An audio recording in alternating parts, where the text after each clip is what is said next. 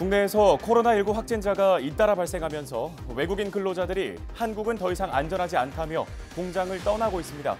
이들의 손에 의존하고 있던 중소기업의 타격은 심각한 수준입니다. 코로나19는 농촌 일손도 얼어붙게 하고 있습니다. 외국인들의 입국에 제한이 생기면서 농민들은 당장 일할 사람을 찾지 못해 한숨이 깊어지고 있습니다. 경기도가 교회에 이어 다중이용시설에 대한 영업 제한 행정명령을 내렸습니다. 대상은 PC방과 노래방 등 소규모 집단 감염 사례가 발생할 수 있는 장소입니다. 4.15 총선을 맞아 우리 지역의 국회의원 예비후보를 소개하는 시간, 양주시 더불어민주당 정성호 예비후보를 만나봅니다.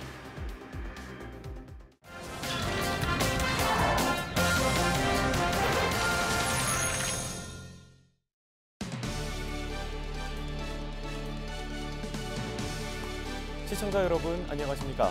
헬로티비 뉴스 나라 시작합니다. 국내 코로나19 상황이 최근 수그러드는 모양새지만 우리나라는 여전히 코로나19의 누적 확진자가 세계에서 7번째로 많은 나라입니다. 국내에 들어와 있는 외국인들은 코로나19 공포로 짐을 싸고 있다고 하는데요. 중소기업에는 치명적인 타격이 되고 있습니다. 이지훈 기자가 취재했습니다. 염색 공장이 밀집한 경기도의 한 산업단지. 대부분의 공장이 외국인 노동자들을 고용하고 있습니다. 그런데 최근 상당수의 외국인 노동자들이 이곳을 떠나고 있습니다. 한국이 코로나19에서 안전하지 않다는 불안 심리 때문입니다. 한국이 중국 다음으로 지금 한국이었잖아요. 한국 자체에서 이제 부모님들이 이제 들어라. 일손이 부족한 공장은 골머리를 앓습니다. 가뜩이나 코로나 여파로 일감 자체가 줄었는데 줄어든 일감도 처리하지 못하고 있습니다. 왜냐하면 지금 현재 있는 인원 가지고는 정상적인 조업 자체가 힘들죠. 근데 코로나 때문에 오다가 캔슬된 오다들이 많고. 외국인 노동자는 상당수가 불법 체류자 신분입니다.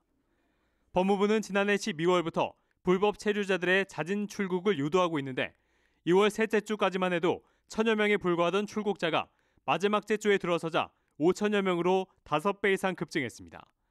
코로나19가 국내에서 대유행하던 시기와 맞물립니다.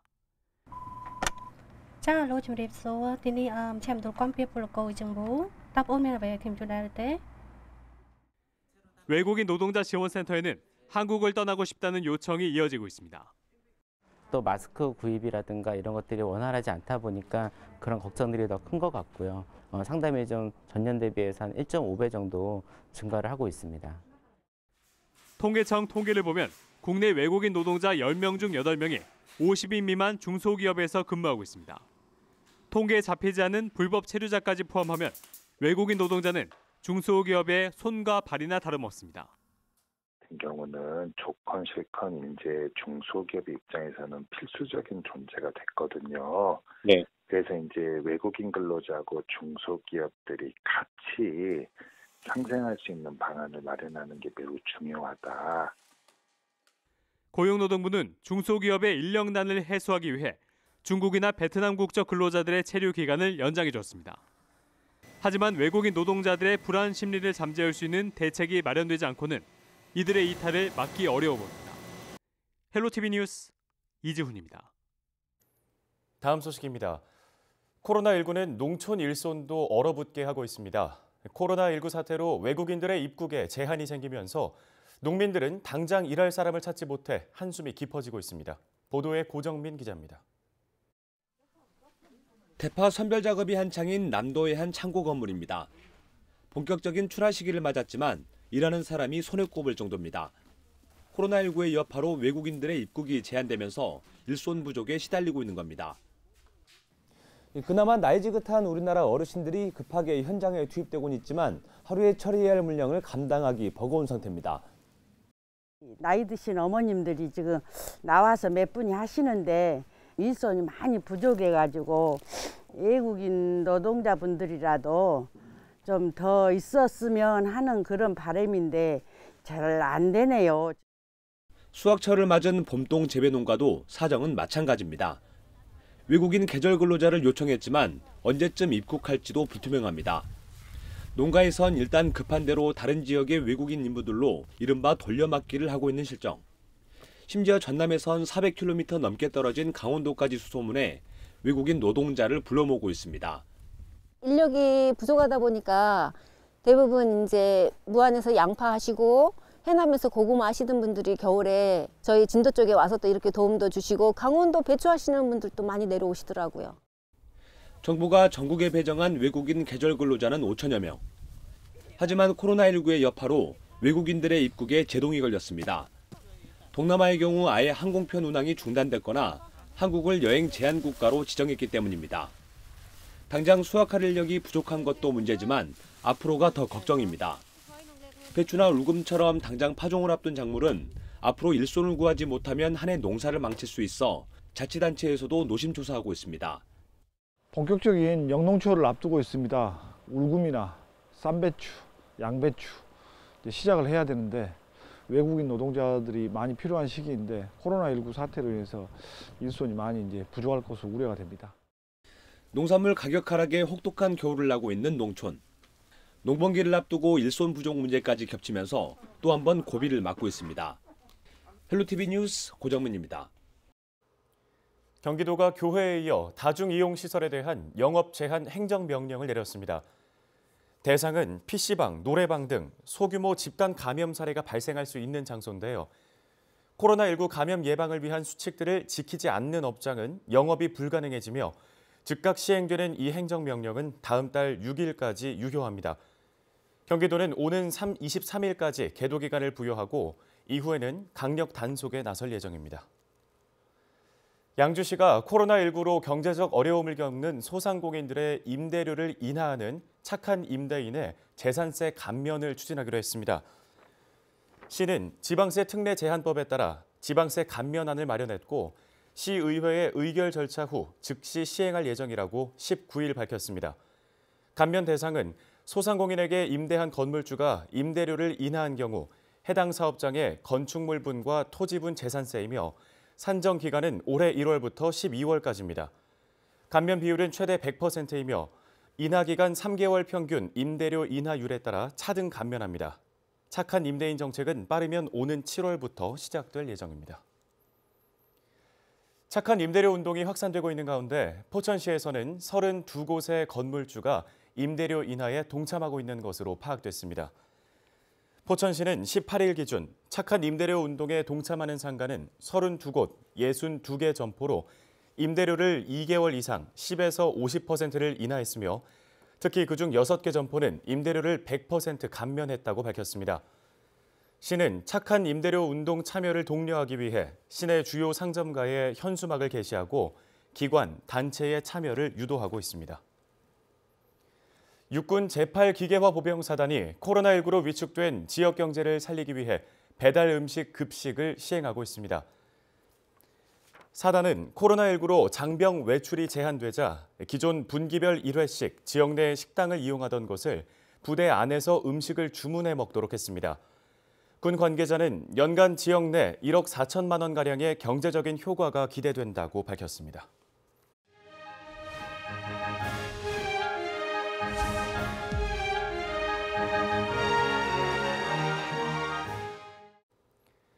(4.15) 총선을 맞아 우리 지역의 국회의원 예비 후보를 소개하는 미니 인터뷰 시간입니다.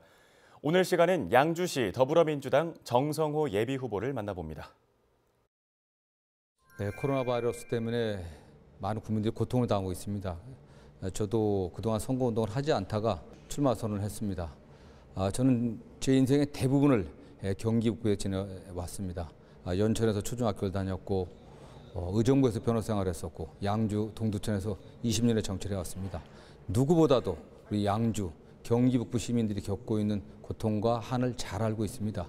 그분들의 애절한 바람을 해결할 수 있는 유일한 후보라고 생각하고 있습니다. 그동안 하지 못했던 일들을 이제 시작하고 있는데 우리 양주시를 확실하게 경기 북부의 문화, 교통, 복지, 교통 모든 면의 중심지로 꼭 만들어내겠습니다. 나아가 양주뿐만 아니라 우리 경기 북부가 그동안 국가로부터 소외당해서 발전을 제대로 못했는데 이 부분을 확실하게 함께 챙기고 가도록 하겠습니다. 경기 북부 발전을 초보자에게 맡길 수는 없습니다. 검증된 힘으로, 검증된 역량으로 우리 양주를 한 단계 업그레이드 시키려고 나왔습니다. 일단 첫째는 우리 양주나 경기 북부를 가장 잘 알고 있다고 저는 누구보다 자부하고 있습니다. 그리고 그동안 정치를 하면서 확실하게 양주의 변화를 주도해 왔습니다. 그렇기 때문에 이러한 변화가 중단될 수는 없다고 생각하고 있습니다. 우리 시민들도 검증된 능력, 입증된 성과로 선택할 것이라고 보고 있고, 정파가 아닌 또 정쟁이 아닌 그야말로 합리적 또 중도적 실용주의 노선을 걸어온 저 정성호를 선택하리라 믿고 있습니다. 어쨌든 단 한 가지로 말씀드리긴 어렵지만은 우리 양주에 그동안 추진해오던 SOC 교통 또 산업 인프라를 확실하게 구축하는 것을 첫 번째 과제로 좀 삼고 있습니다. 전철 7호선, GTX 신호선, 테크노밸리, 양주 역세권 개발, 39번 국가지원 지방도, 새로운 서부권 우회도로, 또 서울 양주 고속도로 이런 문제에 집중해 갖고 꼭 성과를 내겠습니다. 양주가 우리 대한민국에서 중요한 그 섬유 산업의 중심지입니다. 과거 전통적 제조업에서 한 단계 업그레이드된 섬유 산업을 혁신시킬 수 있는 양주 테크노밸리 또 양주 역세권 개발 추진하고요. 양주 은연 남면에 걸쳐 조성될 예정인 은남 산업단지를 패션, 물류 또 첨단 산업단지를 꼭 조성해 갖고 지역의 전통 산업인 섬유 산업과 결합시켜 갖고 지역의 새로운 먹거리를 만들 수 있다고 생각하고 있습니다. 은남 산업단지가 정상적으로 개발된다고 하면은 최소한 5만 명 이상의 신규 일자리가 창출될 수 있을 것으로 보고 있고, 또 양주 테크노밸리를 지원할 수 있는 지원 시설들을 테크노밸리뿐만 아니라 양주 역세권 주변에서 배치해서 양주의 전체 산업이 균형 있게 발전될 수 있도록 만들어내겠습니다. 존경하고 사랑하는 양주 시민 여러분, 코로나 바이러스 때문에 얼마나 고생이 많으십니까? 그러나 우리 양주 발전을 여기서 중단할 수는 없습니다. 계속 이어가야만 합니다. 검증된 능력과 만들어낸 성과를 꼭 판단해 주십시오. 저는 말보다는 실천을 앞세워 왔습니다. 양주 발전과 국가 발전을 위해서 최선을 다해 봉사할 수 있는 기회를 주신다고 하면 시민들의 기대에 어긋나지 않게 양주의 새로운 도약을 반드시 만들어내겠습니다. 꼭 투표해 주십시오. 여러분들이 양주의 주인이고 대한민국의 주권자입니다. 감사합니다. 네, 양주시 더불어민주당 정성호 예비후보 만나봤습니다. 선거구별 후보자 소개는 선거관리위원회의 대담토론 후보자 초청 기준을 준용하고 있습니다. 이 기준에 따라 다음 시간에는 또 다른 후보를 소개하겠습니다.